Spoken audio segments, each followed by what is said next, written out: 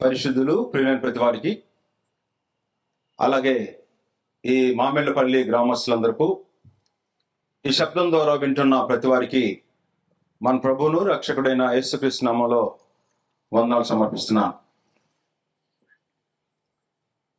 సంఘము పట్ల దేవుని ప్రణాళిక లేదా సంఘాన్ని గూర్చినటువంటి దేవుని సంకల్పం, God's will or plan about the church. సంఘమును గూర్చి దేవుని యొక్క ప్రణాళిక లేదా ఆయన సంకల్పము ఏమై ఉన్నది అనేది ఈ 2 దినాలు మనం చర్చించడానికి కూడి వచ్చాం. ఇలాంటి మహాభాగ్యం మీ గ్రామంలో దేవుని సంఘాన్ని గురించి, ఆయన సంకల్పాన్ని గురించి మాట్లాడటానికి పరమదేవుడు నాకు ఇచ్చినటువంటి ఈ అవకాశాన్ని మహాభాగ్యంగా నేను భావిస్తున్నాను. ఈ గ్రామంలో ఈ బైబిల్ చేతబట్టుకున్నటువంటి వారు ఎంతమంది ఉన్నారో, లేదు ఒకవేళ ఈ బైబిల్ని విమర్శించేటువంటి వారు ఎంతమంది ఉన్నారో, లేదు కన్ఫ్యూజ్గా ఎంతమంది ఉన్నారో నాకు తెలియదు. కానీ దేవుని గ్రంథంలో సంఘము అనేటువంటి విషయాన్ని గురించి పరమందున దేవుడు చాలా డీటెయిల్డ్గా మనకు వివరించారు. సంఘము అంటే చాలా మంది చర్చ్ అని ఇంగ్లీష్లో అంటున్నారు. చర్చ్ అంటే బిల్డింగ్ కాప్. చర్చ్ అనేది తెలుగులో సంఘము అన్నారు, ఇంగ్లీష్లో చర్చ్ అన్నారు. గ్రీకు భాషలో ఎక్లేషియా, కేలియా అనే 2 పదాల నుండి ఎక్ మీన్ అవుట్, ఎక్లేషియా అనేటువంటి గ్రీకు పద మూలము నుండి ఎక్లేషియా అనే పదము పుట్టింది. దాన్ని ఇంగ్లీష్లో ఏమన్నారంటే చర్చ్ అన్నారు. అంటే సంఘము అని అర్థం. సంఘము అంటే బిల్డింగ్ కాప్, చర్చ్ అంటే బిల్డింగ్ కాప్. ఏమైందో కొంతమంది ఏమనుకుంటున్నారంటే చర్చ్ అంటే ఒక 50 మందో 100 మందో లేకపోతే 10 మందో 20 మందో కూడుకొని పాటలు పాడుకొని ఈ వాక్యం ఏదో ఒకటి చదువుకొని కానుకలు ఇచ్చి వాక్యం చెప్పుకొని వెళ్ళిపోతే అది సంఘము అనుకుంటున్నారు. లేదు, కొంతమంది ఏం చేస్తున్నారంటే మాకు ఇక్కడుండే పద్ధతి నచ్చలేదు కాబట్టి మేము కొత్త పద్ధతిలో మేము సంఘాన్ని స్థాపిస్తాం, కొత్త విధానంలో మేము స్థాపిస్తాం అనుకునేవారు కొంతమంది. కొంతమంది ఎవరికి నచ్చిన పేర్లు వాడు పెట్టుకొని సంఘము అనే చర్చ్ అనేటువంటి పేరు మీదుగా ఎవరికి వారు కార్యక్రమాలు చేస్తా ఉన్నారు.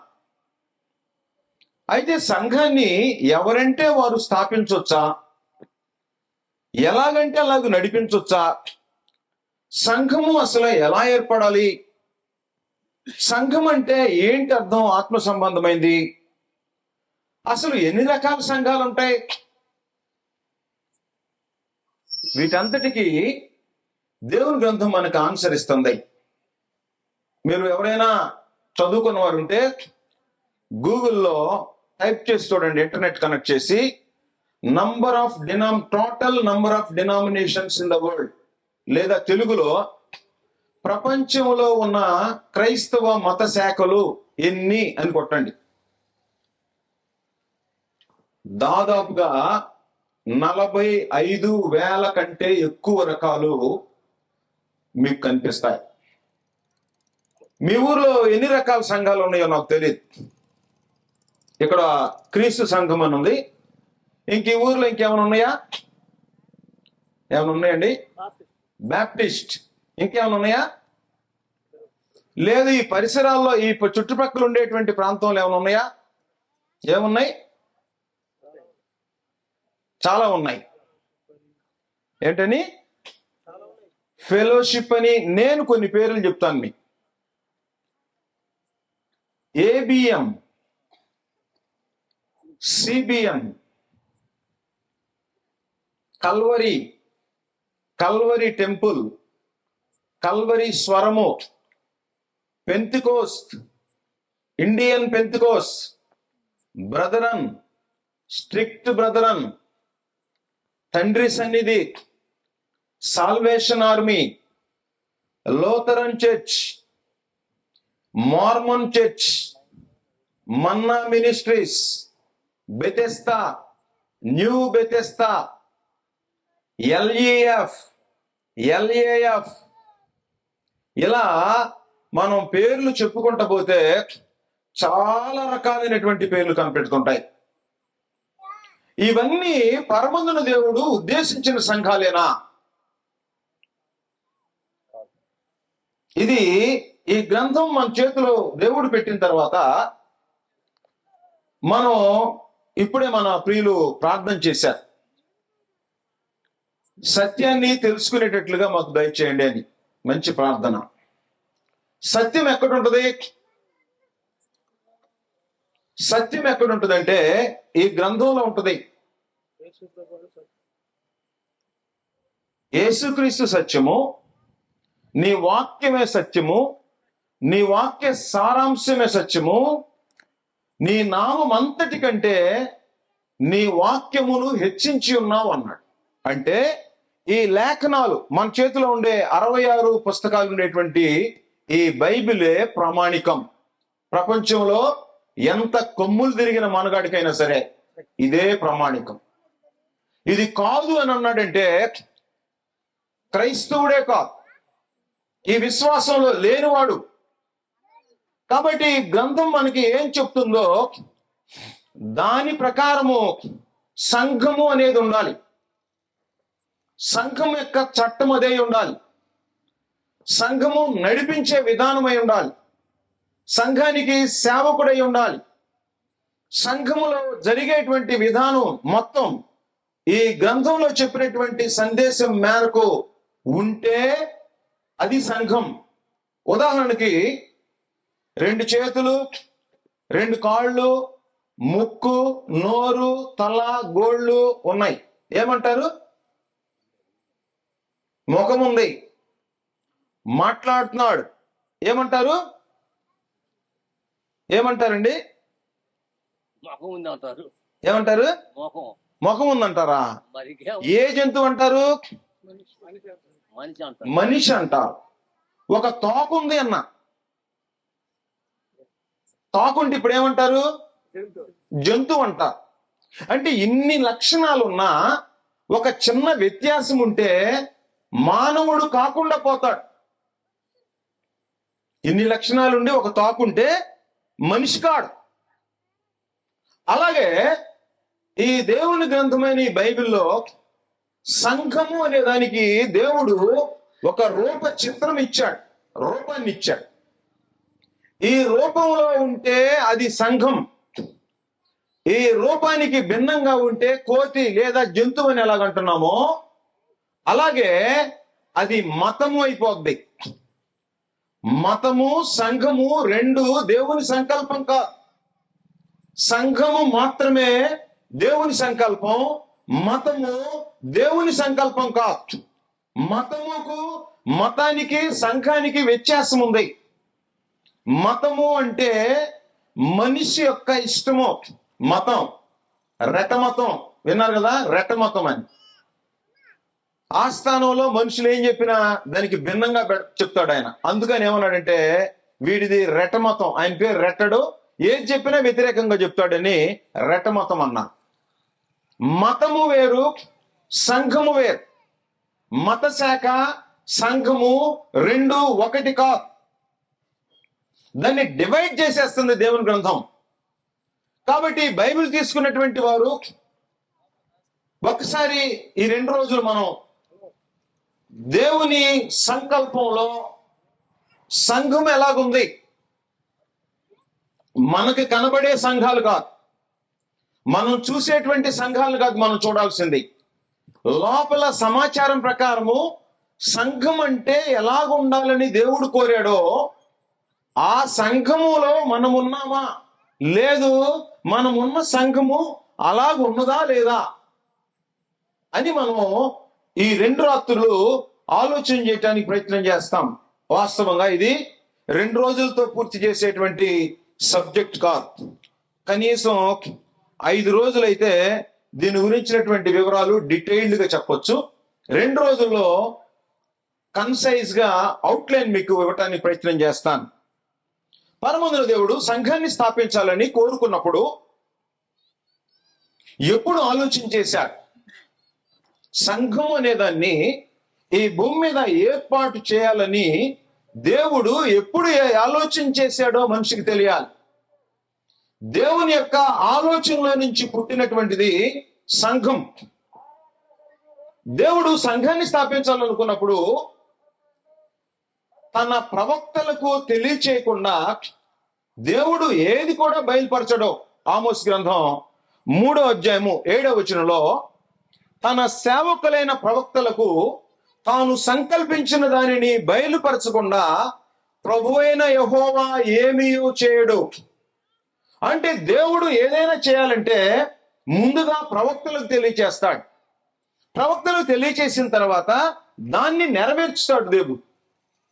సంఘాన్ని గురించి కూడా ఏమైనా తెలియజేశాడా ప్రవక్తలకు అంటే తెలియచేశాడనే బైబిల్ చెప్తుంది. ఎలా తెలియజేశాడనంటే ప్రవక్తల ద్వారా తెలియజేశాడట. ప్రవక్తలు ఎఫెసీయులకు రాసిన పత్రిక 2వ అధ్యాయంలో, ఎఫెసీ పత్రిక 2వ అధ్యాయము 20వ వచనం, క్రీస్తు యేసే ముఖ్యమైన మూలరాయి ఉండగా అపోస్తులు ప్రవక్తలను వేసిన పునాది మీద మీరు కట్టబడి ఉన్నారు.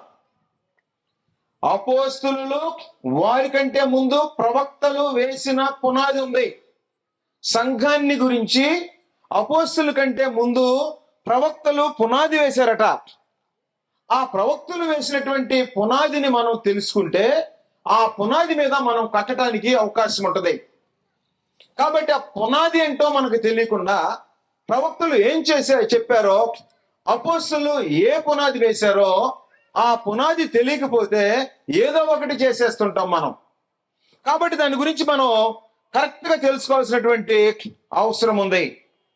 ఎప్పుడు సంకల్పించాడు దేవుడు అంటే అనాదిలో. అనాది అంటే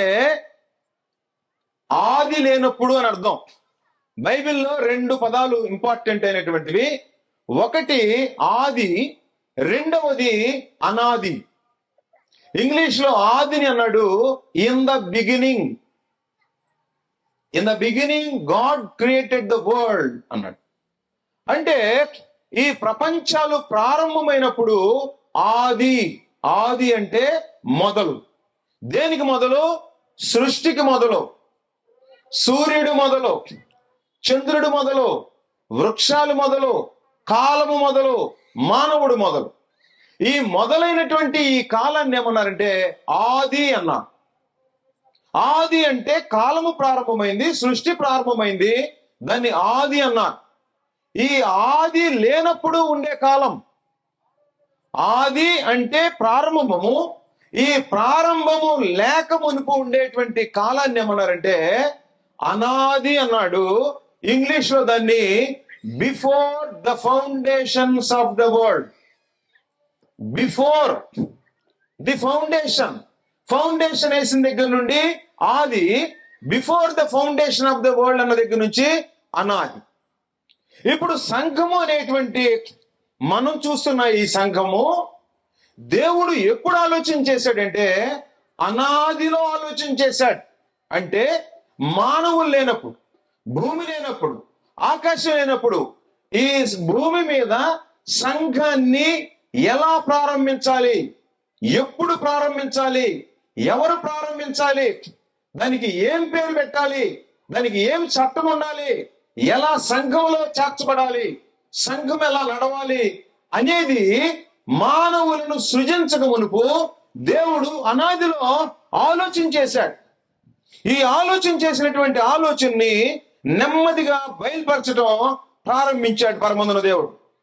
కాబట్టి మనకి తెలిసినట్టుగా ఇప్పుడుండేటువంటి ఈ సంఘాలు అనేటువంటివి దేవుని సంకల్పం ప్రకారం వచ్చినాయో లేదో ఈ 2 రోజులు మనం చెక్ చేయబోతున్నాం. అందరూ చెక్ చేసుకోవాలి. చెప్పే నేను, వినే మీరు కరెక్ట్గా తెలుసుకోవాల్సినటువంటి అవసరం ఉంది. సంఘము అనేదానికి వాస్తవంగా అర్థం ఏంటంటే 1 కొరింథీ 1వ అధ్యాయము 2వ వచనం. 1 కొరింథీ 1వ అధ్యాయము 2వ వచనం. క్రీస్తు యేసునందు పరిశుద్ధపరచబడిన వారై పరిశుద్ధులుగా ఉండుటకు పిలువబడిన వారు. క్రీస్తు యేసునందు పరిశుద్ధపరచబడిన వారై పరిశుద్ధులుగా ఉండుటకు పిలువబడిన వారిని, పిలువబడిన వారు సంఘము అంటే పిలువబడిన వారు. ఎందుకు పిలువబడ్డారు? క్రీస్తు యేసునందు పరిశుద్ధపరచబడి పరిశుద్ధులుగా జీవించడానికి పిలువబడేటువంటి గుంపుని సంఘము అంటారు. ఈ సంఘము ఎలా ఏర్పడిద్ది అనేటువంటి దాన్ని పరమందున దేవుడు చెప్పాడు. ఇలా చెప్పాడు. 1 పేతురు పత్రిక 1వ అధ్యాయము 18వ వచనం. పితృ పారంపర్యమైన వ్యర్థ ప్రవర్తనను విడిచిపెట్టినట్లుగా వెండి బంగారముల వంటి క్షయ వస్తువుల చేత మీరు విమోచింపబడలేదు గాని అమూల్యమైన రక్తం చేత, అనగా నిర్దోషమును నిష్కలంకమునకు గొర్రె పిల్ల వంటి క్రీస్తు రక్తము చేత విమోచింపబడితేనని మీరు ఎరుగుదురు కదా. విమోచన అంటే ఎఫెసీ 1వ అధ్యాయం 7వ వచనం ప్రకారము అపరాధములకు క్షమాపణ. విమోచనం అంటే అపరాధాల క్షమాపణ. ఎవరు అపరాధాలకి క్షమాపణ పొందుతారో వారు పరిశుద్ధులు అంటారు. ఆ పరిశుద్ధులుగా ఉండటానికి పిలువబడినటువంటి వారు సంఘము. కాబట్టి అమూల్యమైన రక్తము చేత, అనగా నిర్దోషమును నిష్కలంకమునకు గొర్రెపిల్ల వంటి క్రీస్తు రక్తము చేత విమోచింపబడితేనని మీరు ఎరుగుదురు కదా. ఆయన క్రీస్తు, ఆయన జగత్తు పునాది వేయబడక మునిపే నియమింపబడెను. ఆయన అంటే క్రీస్తు జగత్తు పునాది వేయబడక మునిపే నియమింపబడిను గాని, అంటే యేసుక్రీస్తు భూమి మీదకి వచ్చి తన రక్తాన్ని కాచి ప్రాణం పెట్టి ఈ రక్తం వల్ల మానవుల పాపానికి విమోచనం, అనగా అపరాధాల క్షమాపణ కలిగించాలని దేవుని యొక్క ఎప్పటి ఆలోచన ఇది? అనాదిలో. ఆయన జగత్తు పునాది వేయబడక మునిపే అన్నాడు. ఇంగ్లీష్ లో he was appointed before the foundations of the world. ఎప్పుడు నియమింపబడ్డాడు? జగత్తు పునాది వేయబడక మునిపే నియమింపబడ్డాడు.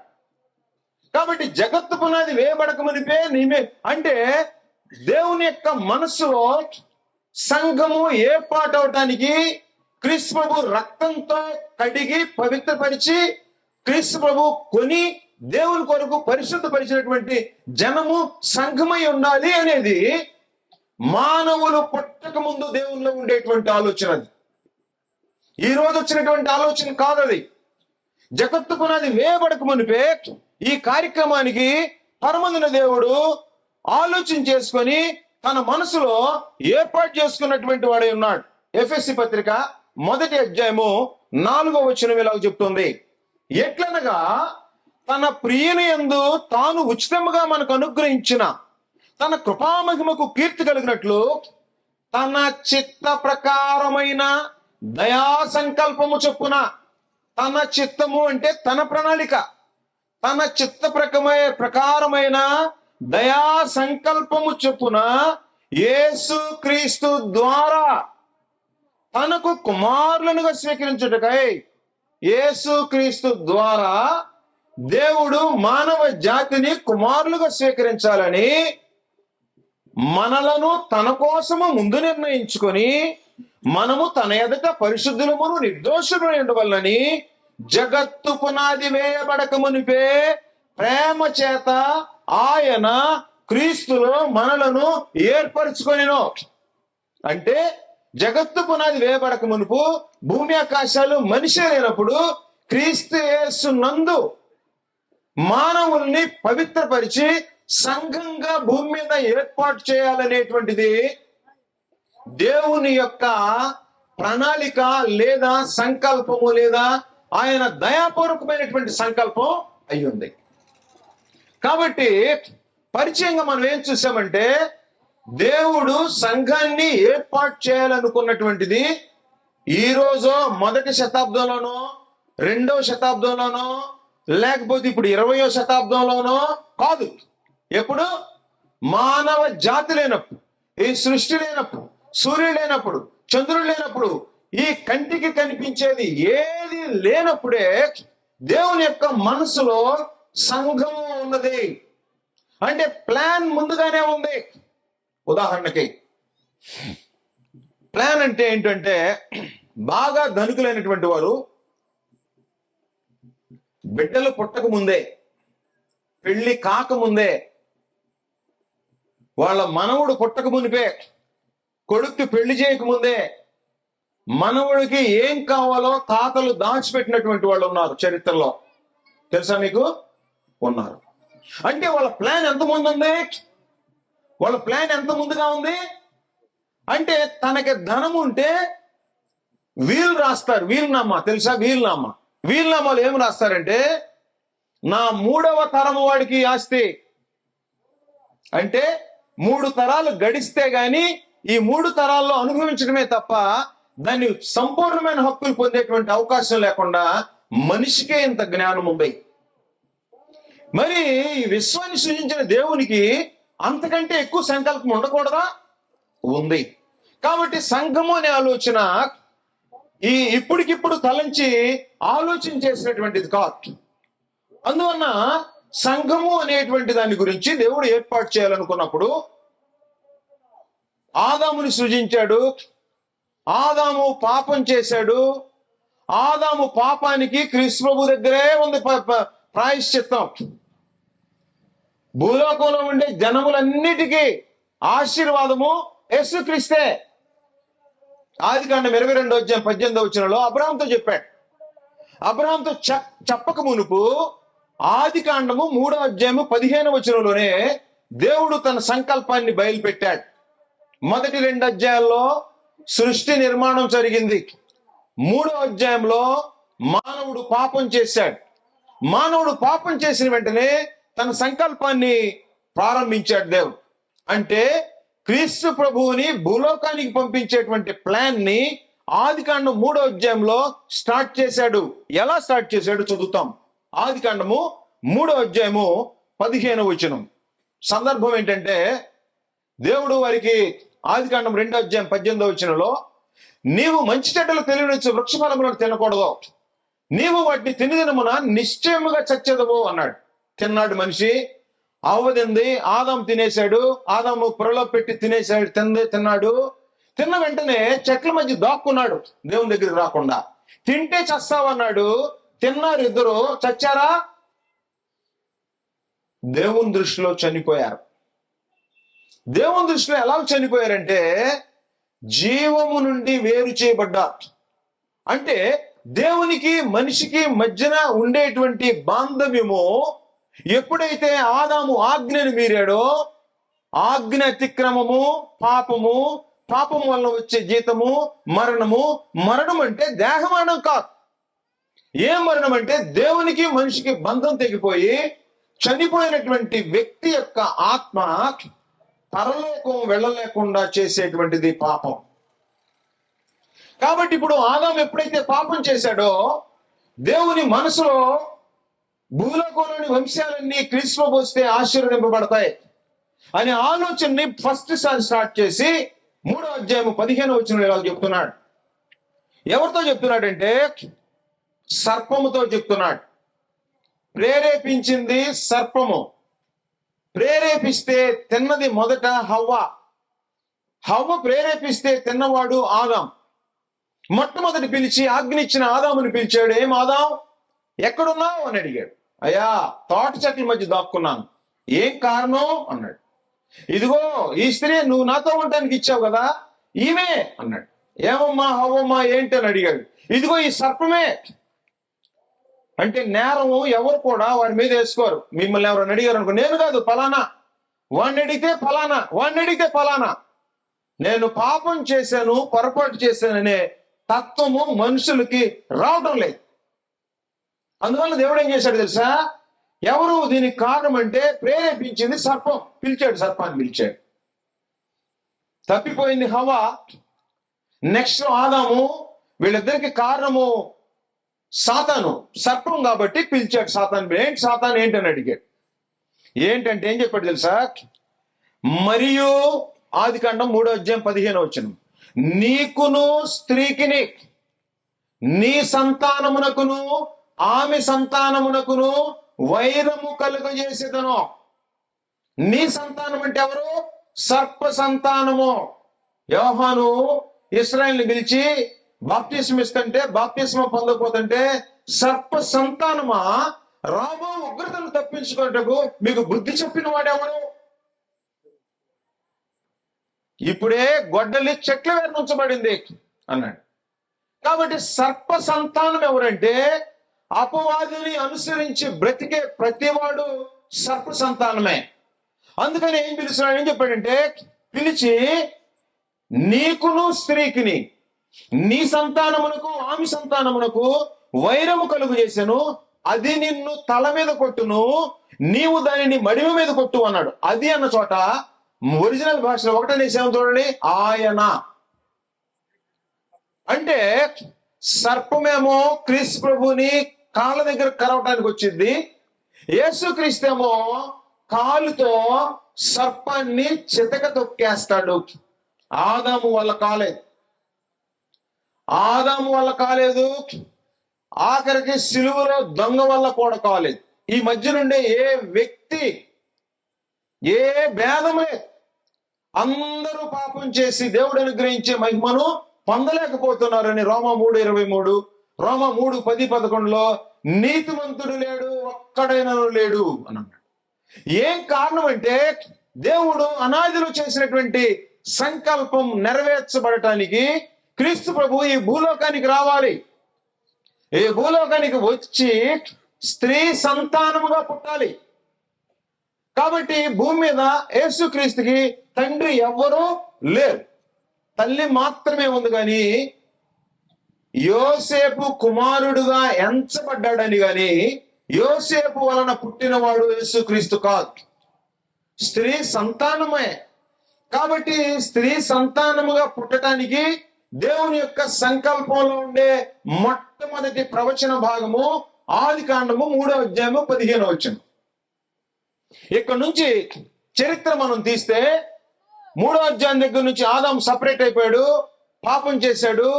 ఆ తర్వాత ఆదాము హవ్వలు సంసారం చేస్తే కయ్యను పుట్టాడు, హేబేలు పుట్టాడు.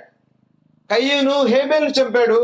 దేవునికి ఇష్టంగా బలర్పించకపోతే, ఒకవేళ ఈ హేబేలు లేకపోతే దేవుడు నన్ను అంగీకరించేవాడు కదా అనుకున్నాడేమో, చంపేశాడు. ఆ తర్వాత దేవుడు కయ్యన్ని పంపించేటాడు. ఆ తర్వాత ఆదాముకి మరలా 5వ అధ్యాయంలో షేతునిచ్చాడు. ఎనోషు టైంలో ప్రార్థన ప్రారంభమైంది. అలా పెరిగి పెరిగి జనం 1656 సంవత్సరాలు, నోవాహు వచ్చే టైం వరకు, జలప్రళయం వచ్చేటప్పటికి ఆదాము మొదలుకొని జలప్రళయం వచ్చే సమయం వరకు 1656 సంవత్సరాలు జరిగినటువంటి ఈ కాలంలో ఆపరేషన్ లేవు. ఒక్కొక్కరు 700, 600, 500, 969 సంవత్సరాలు మెతుషల బ్రతికాడు. శాకాహారం తప్ప మాంసాహారం లేదు వారికి. అలాంటి కాలంలో పరమందున దేవుడు ఎన్ని వందల కోట్ల ఏరో తెలియదు సంఖ్య. ఒక్కొక్కళ్ళు 800 సంవత్సరాలు బ్రతికితే ఒక్కొక్కళ్ళు ఎంతమందిని కానీ ఉంటారు, వాళ్ళు ఎంతమందిని కానీ ఉంటారు. ఈ మధ్యన పేపర్లు వేస్తున్నారు 10 తరాలు. ఒక ముసలావిడ 125 సంవత్సరాలు బ్రతికితే వాళ్ళ తరమంతా లెక్క పెడితే ఒక 300-400 మందిని చూపిస్తున్నారు ఫోటోలేసి. అదే స్త్రీ 900 సంవత్సరాలు బ్రతికితే ఒక ఆమెకి ఎంత ఉంటారు, వాళ్ళ పిల్లలు ఎంత ఉంటారో అయిపోయారో తెలియదు. కానీ పరమందున దేవుడు భూలోకాన్ని ఒకసారి పరలోకం నుండి చూశాడు. చూస్తే చెడిపోయింది. నేడు ఎట్లా ఉందో నేడు మన కంటికి కనిపించేదంతా డొల్ల. బైబిల్ పట్టుకున్నటువంటి వారందరిని మీరు పరిశీలిస్తే నిజంగా నీతిగా బ్రతికే వాళ్ళు ఎంతమంది ఉన్నారో లెక్క పెట్టండి. నేను చేసే ప్రసంగంలో ప్రశ్న అడుగుతా, మీ ఊర్లో నికాల్స్గా మంచివాళ్ళే 4 పేర్లు చెప్పండి అంట. 4 మంచి వాళ్ళ పేర్లు చెప్పండి. నిందలేని వాళ్ళు, నీతిమంతులుగా బ్రతికేవాళ్ళు 4 పేర్లు చెప్పండి అంటే మీరు వెతుకుతారు. కనీసం మీ ఊర్లో నీ పేరు చెప్తారా? బైబిల్ తీసుకొని ప్రార్థనకు వెళుతూ స్వార్థికులుగా పనిచేస్తూ క్రైస్తవులుగా చలామణి అవుతున్నటువంటి వారిలో మీ పేరు మీ ఊర్లో నీతిమంతుడిగా, పర్వాలేదండి ఇతను కరెక్టే అని చెప్పగలిగిన ప్రవర్తన ఉందా? అంటే వెతికి వెతికి వెతికి వెతికి చూస్తే ఏమో మా ఊర్లో, మాది పల్లెటూరే, మా ఊర్లో 4 బజార్లు ఉన్నాయి. 4 బజార్లు మొత్తంలో సాయంత్రం అయితే బార్ షాప్కి వెళ్ళినటువంటి వాళ్ళు ఇద్దరు. వాళ్ళిద్దరేనంట. వాళ్ళిద్దరు పనికిమాలిన వాళ్ళు. లోకమంతా ఏమని తెలుసా? వీడు పనికిమాలిన వాడు, భార్య దగ్గర చల్లనివాడు అని చెప్తున్నారు. లోకం ఎలా ఉంటుందంటే చెడిపోయి చెడగొట్టడానికి పాపంలో దొల్లాడేటువంటి లోకం నోవహు సమయంలో అలాగే ఉంది. ఇప్పుడు ఎలా ఉందో అప్పుడు ఎలా ఉందో ఇప్పుడు అలాగే ఉంది. దేవుడు చూస్తే నోవహు కనపడ్డాడు. దేవుడు కావలసింది ఎవరంటే నీతిగా బ్రతికే ఒక్కడు చాలు. ఎందుకో తెలుసా? మెస్సియా క్రీస్తు ప్రభువుని తీసుకొచ్చే వంశం ఒక్కటుంటే చాలు, ఆ జనాన్ని కాపాడుతాడు. నోవహు తర్వాత షేము, హాము, యాపెత్. షేము సంతతిలో నుంచి అబ్రహాం సంతతిలో నుంచి ఇస్సాక్ సంతతిలో నుంచి యాకోబు 12 మంది కుమారులు ఇశ్రాయేలీలు. ఆ ఇశ్రాయేలీలకు ఏం చేశాడంటే పరమోన్నత దేవుడు ధర్మశాస్త్రాన్ని ఇచ్చాడు. ఈ ధర్మశాస్త్రంలో మొత్తాన్ని కలిపి హెబ్రీ పత్రిక 10వ అధ్యాయం 1వ వచనం ఏం చెప్పిందంటే, ధర్మశాస్త్రము రాబోచున్న మేలుల ఛాయగలదియే గాని ఆ వస్తువుల నిజస్వరూపము కలది కాదు. అంటే ధర్మశాస్త్రము ఛాయ అంటే షాడో నీడ. It is not original, it is a shadow of the original thing. అంటే నిజస్వరూపం యొక్క ఛాయ, నీడ మాత్రమే గాని నిజం కాదు. కాబట్టి ఈ ధర్మశాస్త్రము ఇశ్రాయేలీయులు పొందినటువంటి వారు 1500 సంవత్సరాలు గడిచింది. ధర్మశాస్త్రం ఇవ్వబోయేటప్పటికి ముందు 2500 సంవత్సరాలైంది మానవ జాతి పుట్టి. జలప్రళయం వచ్చినప్పుడు 1656 సంవత్సరాలైంది. అబ్రహాం కాలానికి 2000 అయింది. మోషే వచ్చేటప్పటికి 2500 సంవత్సరాలైంది. ధర్మశాస్త్రము 1500 సంవత్సరాలు అమల్లో ఉండి ఎక్కడికి తీసుకొచ్చింది ధర్మశాస్త్రం అంటే గలతీ పత్రిక 3వ అధ్యాయంలో ఎక్కడ తీసుకొచ్చిందో చెప్పాడు. గలతీలకు రాసిన పత్రిక 3వ అధ్యాయము ఇలాగ మనకి ఇన్ఫర్మేషన్ ఇస్తుంది. 24వ వచనం, కాబట్టి మనము విశ్వాసం మూలమున నీతివంతులమని తీర్చబడినట్లు క్రీస్తునొద్దకు మనలను నడిపించుటకు ధర్మశాస్త్రము మనకు బాలశిక్షకుడాయను. ధర్మశాస్త్రము మనకు బాలశిక్షకుడాయింది. ఎందుకు? క్రీస్తు దగ్గరకు నడిపించటానికి ధర్మశాస్త్రము నీడై ఉంది. నిజస్వరూపం ఎక్కడుందంటే క్రీస్తులో ఉంది. కాబట్టి ధర్మశాస్త్రము ఛాయ, ఒరిజినల్ యేసుక్రీస్తు. అంటే ధర్మశాస్త్రం ఏం చెప్తుందంటే క్రీస్తుని గురించే బోధిస్తుంది. క్రీస్తును తీసుకురావటానికే బోధ జరుగుతుంది. ధర్మశాస్త్ర కాలంలో దేవుని యొక్క ప్రాథమికమైన ఉద్దేశం అంటే క్రీస్తునొద్దకు మనల్ని నడిపించుటకు ధర్మశాస్త్రము మనకు బాలశిక్షకుడు ఆయను అన్నాడు. అంటే క్రీస్తు ఆ ధర్మశాస్త్రం వెంట అట్లా వచ్చారనుకో, ఎక్కడ తీసుకొస్తుంది? క్రీస్తు దగ్గరికి తీసుకొచ్చి ఆపేస్తుంది ధర్మశాస్త్రం. ఎలా తీసుకొస్తుందో, క్రీస్తు వస్తే గాని ధర్మశాస్త్రము నెరవేర్చబడదు. ప్రభువైన యేసు మత్తయి సువార్త 5వ అధ్యాయం 17వ వచనంలో ఇలాగ చెప్పాడు, ధర్మశాస్త్రములైనను ప్రవక్తల వచనములైనను కొట్టివేయవచ్చునని తలంచవద్దు, నెరవేర్చుటకే గాని కొట్టివేయటకు నేను రాలేదు. అంటే క్రీస్తు ప్రభు వస్తే గాని ధర్మశాస్త్రం నెరవేర్చబడదు. ధర్మశాస్త్రము నెరవేర్చబడితే గాని మనకు అడ్డం లేకుండా మనల్ని ఎత్తివేయదు. ధర్మశాస్త్రం మనుషుల్ని పాపులుగా తీస్తుంది. క్రీస్తు యేసునందు పాపానికి దేవుడు శిక్ష విధించడానికి జగత్తు పునాది వేయబడక మునిపే సంకల్పించి క్రీస్తు ప్రభువుని భూమి మీదకి తీసుకురావడానికి ముందుగా సంఘాన్ని గురించి మాట్లాడాడు పరమందుల దేవుడు. ఇశ్రాయేలీయులు అరణ్యమందు సంఘము అన్నాడు. అంటే దేవుని ప్రజలైనటువంటి వారు సంఘమని పాత నిబంధన చెప్తుంది. అరణ్యమందు సంఘాన్ని నడిపించాడు మోషే అని చెప్తుంది. అలా అది పాత నిబంధన కాలంలో ధర్మశాస్త్రం ఇచ్చినప్పుడు ధర్మశాస్త్రంలో పార్ట్ ఏంటంటే, రాజు ఒకవేళ అన్ని జనులుగా రాజ్యాలను ఏర్పాటు చేసుకుని రాజులుంటే, మీకు కూడా ఒకవేళ రాజు కావాలని మీరు కోరుకున్నారనుకో, ద్వితీయోపదేశకాండం 17వ అధ్యాయం చదవండి, అందులో ఈ సంగతులు ఉంటాయి. రాజు కావాలంటే మీ ఇశ్రాయేలీయుల 12 గోత్రాల్లో మాత్రమే రాజును ఏర్పాటు చేసుకోవాలి. యాజకులు లేవి గోత్రములో అహరోను సంతతి వారు మాత్రమే యాజకత్వం చేయాలి.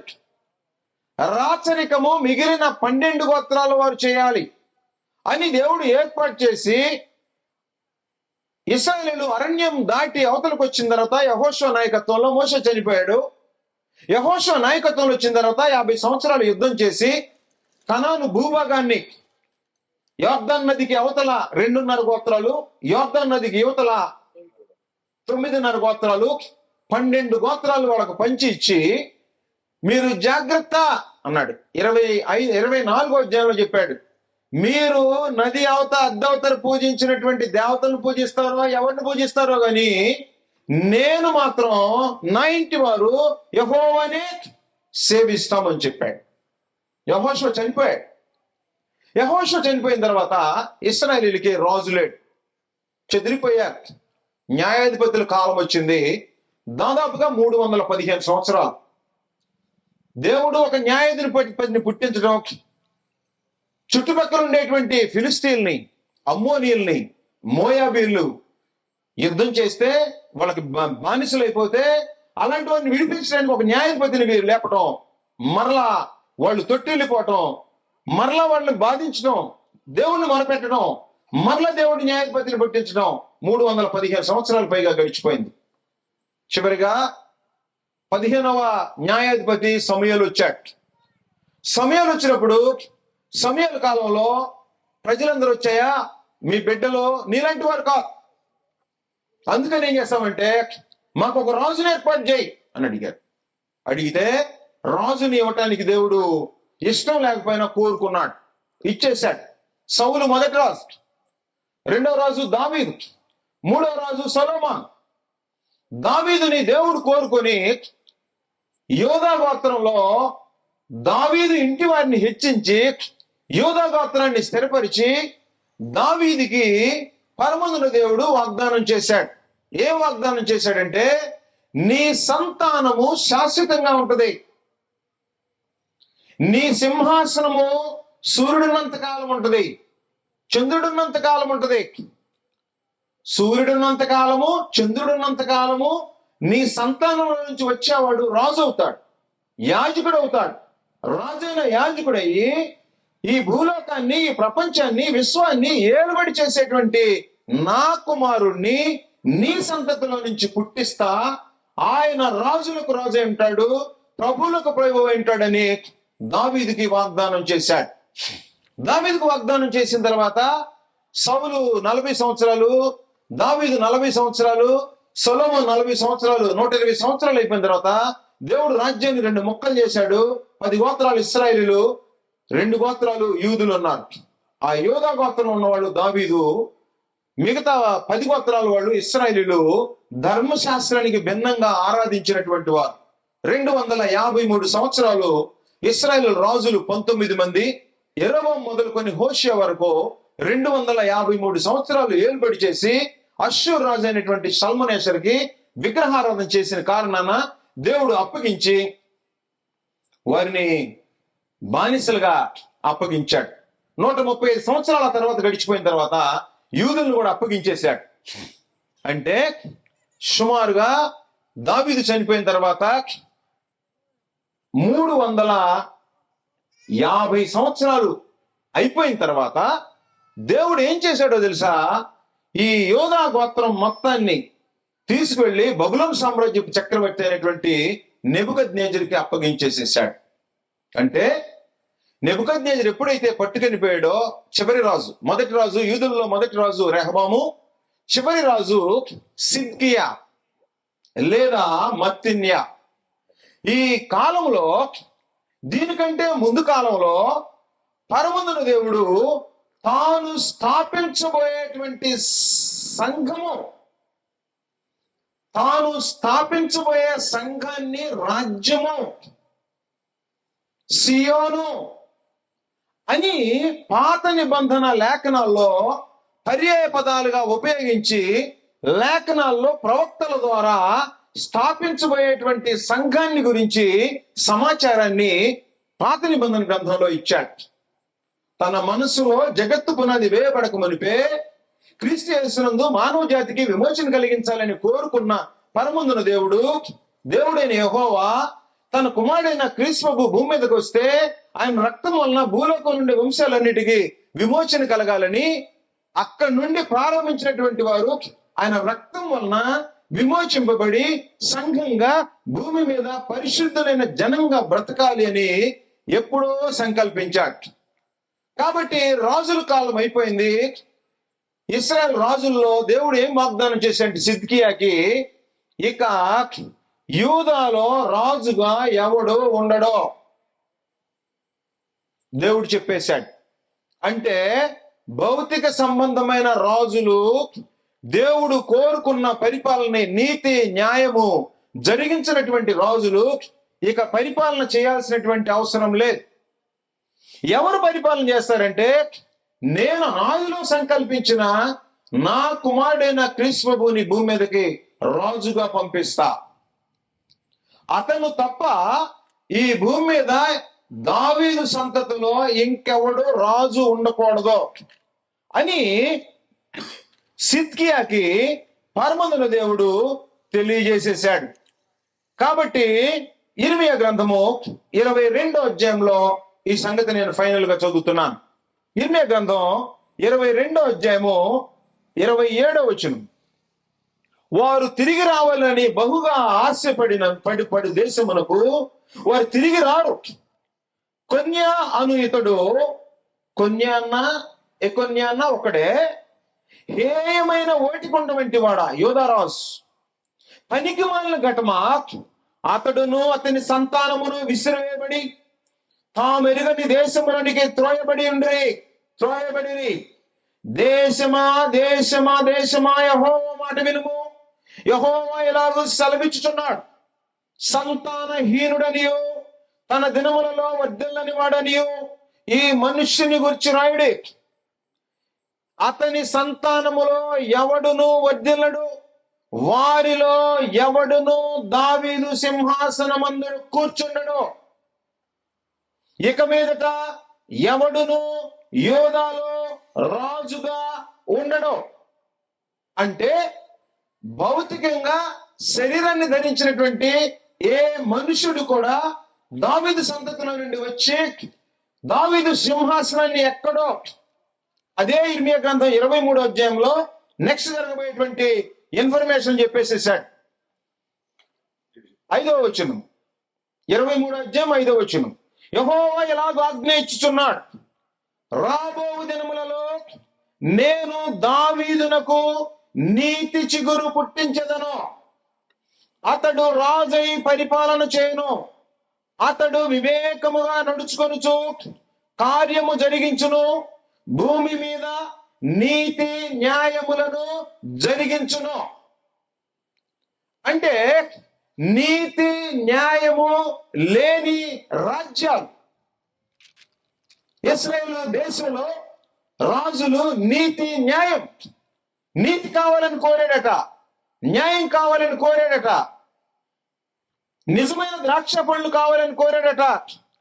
కానీ దేవుడు కోరుకున్న రూపంలో వారు బ్రతకలేదు. అందువలన యెహోవా ఏం చేశాడంటే తన కుమారుడు దావీదుకు వాగ్దానం చేసి, దావీదు సంతతుల నుండి చిగురుమట పుట్టిస్తా, అతడు రాజై పరిపాలన చేస్తాడు అని బబులోను చక్రవర్తి పట్టుకెళ్ళక ముందే యెషయా చేత ఈ ప్రవచనాన్ని చెప్పించాడు, యిర్మీయా చేత చెప్పించాడు. యిర్మీయా చెప్పిన తర్వాత బబులోను సామ్రాజ్యానికి పట్టుకెళ్ళిపోయారు. కాబట్టి యెషయా గ్రంథం 7వ అధ్యాయం 14వ వచనంలో మనందరికి తెలిసినట్లు కన్యక గర్భవతి కుమారుని కంటది. కాబట్టి ఆదికాండం 3వ అధ్యాయం 15వ వచనం చెప్పినట్లు స్త్రీ నీ సంతానమునకు ఆమె సంతానమునకు వైరము తగాదా. కాబట్టి ఇప్పుడు ఆమె సంతానం రావాలంటే కన్యక గర్భవతి కుమారుని కనాలి. అందువల్ల దావీదు సంతతిలో నుంచి రావాలి. వచ్చి ఆయన ఎక్కడి నుంచి రావాలి? దావీదు సంతతిలో నుంచి రావాలి. ఎక్కడి నుంచి రావాలంటే వాక్యముగా దేవుడై దేవుని యొద్ద దేవత్వం కలిగి ఉన్న ఆది అంతము లేని దేవుని గుణగణాలు కలిగినటువంటి సర్వోన్నతుడైనటువంటి క్రీస్తు ప్రభు భూమి మీదకి కన్యక గర్భంలో రావాలి. వస్తే ఆయన రాజ్యము స్థాపించాలి.